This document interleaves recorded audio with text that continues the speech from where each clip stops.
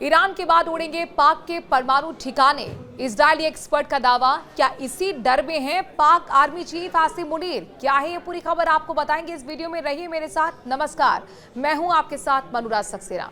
Iran पर मिसाइलों की बारिश के बाद अब पाकिस्तान में खौफ का माहौल है। वजह है इजरायल की एक्सपर्ट का ऐसा दावा जिसने इस्लामाबाद की नींद को उड़ा कर रख दिया है।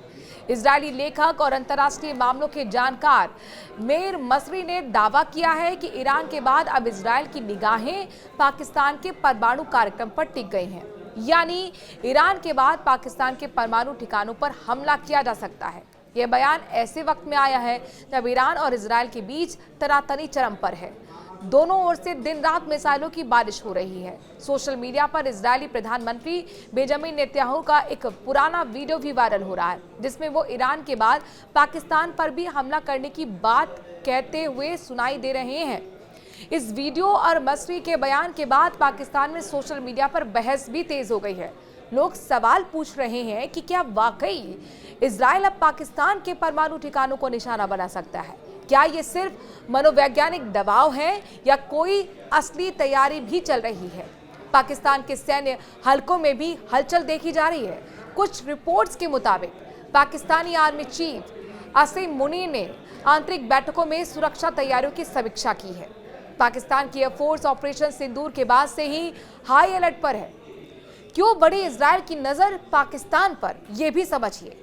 कूटनीतिक मामलों के जानकारों का मानना है कि पाकिस्तान का परमाणु कार्यक्रम लंबे समय से अंतर्राष्ट्रीय समुदाय की निगरानी में है, मगर इजरायल को आशंका है कि कहीं पाकिस्तान का यह कार्यक्रम कट्टरपंथी ताकतों के हाथ न लग जाए या फिर किसी तीसरे देश के जरिए ईरान की मदद में ना आ जाए।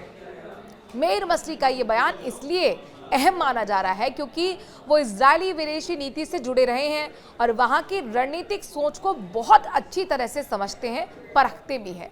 उन्होंने कहा है कि ईरान के बाद अगर कोई देश इजरायल के लिए खतरा बन सकता है तो वो है आपका पड़ोसी मुल्क पाकिस्तान।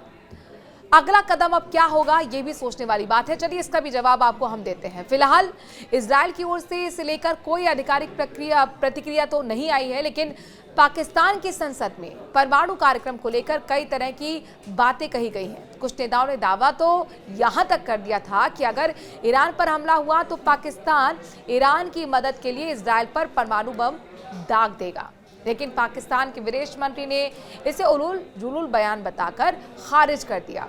उधर ट्रंप ने आसिम मुनीर को लंच का न्योता देकर बुला लिया और ठीक से समझा दिया है, लेकिन अगर मसरी के दावे में थोड़ी भी सच्चाई है तो वेस्ट एशिया के बाद साउथ एशिया में भी बड़ी उथल पुथल हो सकती है। क्या आप मानते हैं कि अब ईरान के बाद पाकिस्तान का वाकई नंबर है और पाकिस्तान के परमाणु ठिकाने अब उड़ने वाले हैं? कमेंट के जरिए अपनी राय जरूर दीजिए। नमस्कार।